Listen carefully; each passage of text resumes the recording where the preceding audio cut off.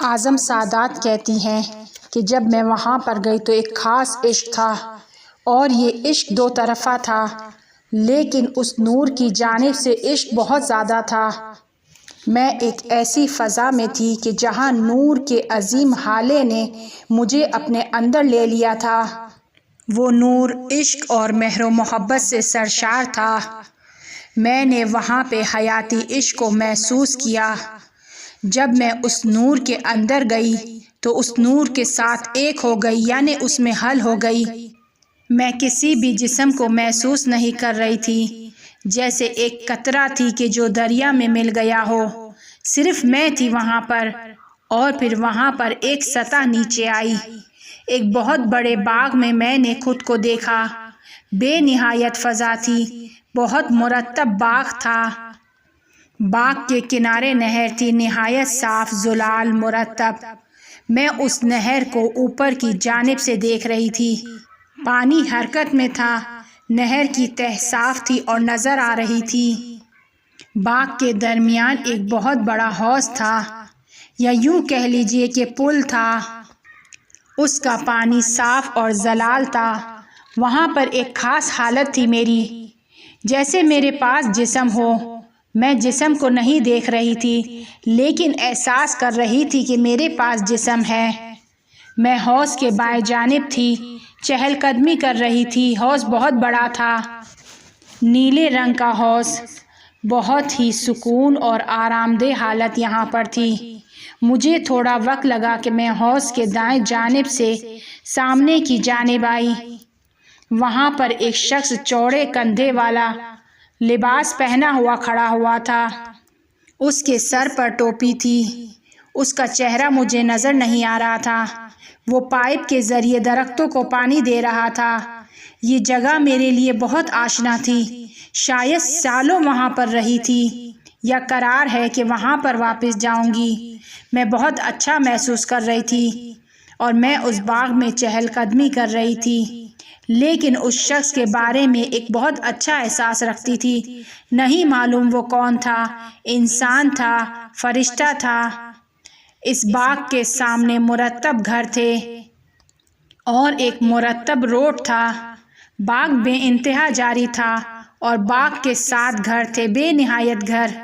ایک لائن میں گھر تھے، ایک لائن میں گھر اور ایک لائن روڈ کی، اور معلوم ہو رہا تھا کہ وہ ایک شہر ہے۔ وہاں پر لوگ زندگی کرتے ہیں، لیکن کوئی گاڑی یا کوئی آواز اس شہر میں نہیں تھی، سوائے ایک دلنشین موسیقی کے کہ جس کی آواز پورے شہر کی فضا میں بکھری ہوئی تھی۔ ایک خاص موسیقی تھی کہ جو آرام بخش تھی۔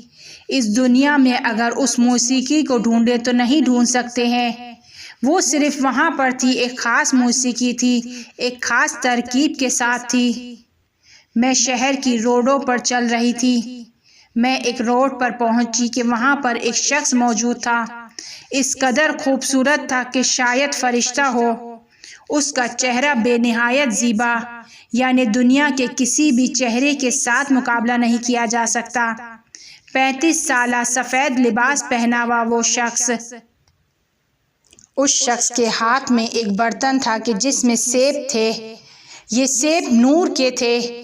ان سیبوں کا نور برتن سے باہر نکل رہا تھا۔ میری توجہ اطراف کے ماحول پر کم تھی۔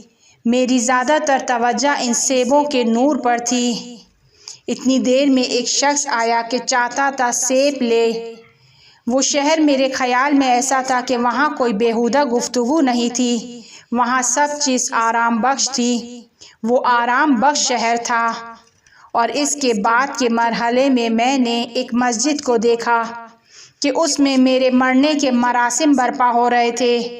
میری بیٹی اور میری بہن ایک دوسرے کے برابر میں بیٹھی ہوئی تھی۔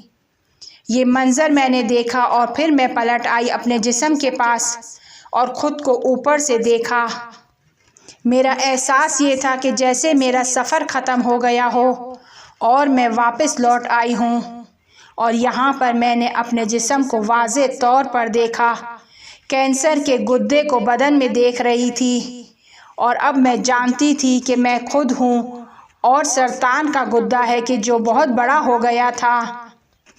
وہ گدا اتنا واضح تھا کہ میں اس کی رگوں کو بھی دیکھ رہی تھی۔ جب میں واپس جسم میں آئی تو میری نگاہ ابھی تک گھڑی پر تھی۔ جب میرا سفر شروع ہوا تو 8:15 بج رہے تھے اور جب میں واپس آئی تو 8:45 ہو رہے تھے۔ میرے لیے سوال یہ تھا کہ کیوں اس آدھے گھنٹے میں میرے جسم کے لیے کوئی اتفاق پیش نہیں آیا۔ میں اٹھ کر بیٹھ گئی اور سوچنے لگی کہ میں کہاں کہاں گئی، کیا کیا سنا۔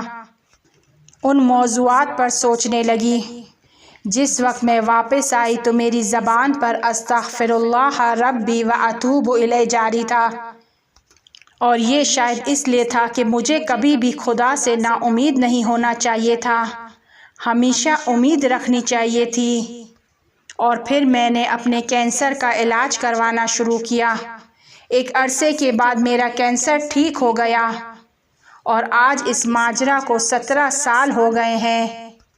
جس وقت میرا علاج ہو رہا تھا میں اپنی بیماری کے بارے میں نہیں سوچتی تھی۔